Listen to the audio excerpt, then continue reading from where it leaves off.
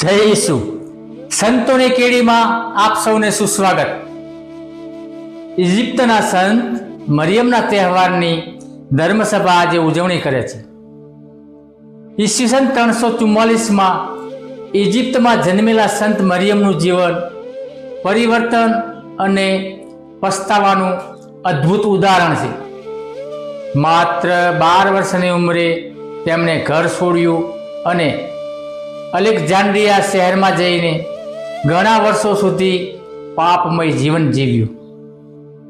લગભગ 17 વર્ષ સુધી તેઓ પાપમાં રહ્યા અને ઘણા લોકોને પણ પાપ તરફ દોરી ગયા, છતાં ભગવાને તેમને ક્યારેય છોડ્યા નહીં।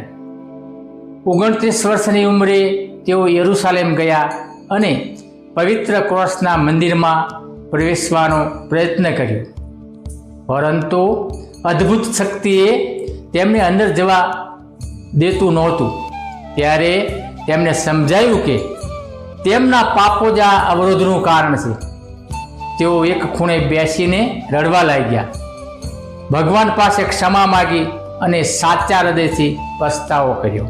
પ્રાર્થના કર્યા પછી તેઓ ફરી મંદિરમાં ગયા અને આ વખતે કોઈ અવરોધ વગર અંદર જઈ શક્યા।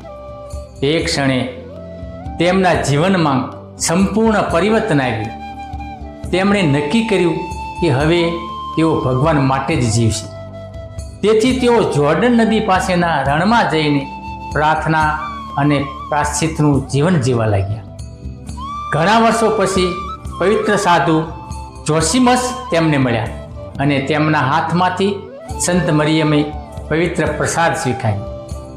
જ્યારે જોસીમસ બીજા વર્ષે પાછા આવ્યા ત્યારે સંત મરિયમનું અવસાન થઈ ગયું હતું। ત્યારે એક સિંહે જમીન ખોદીને કબર તૈયાર કરી અને જોસીમસે તેમની દફનવિધિ કરી।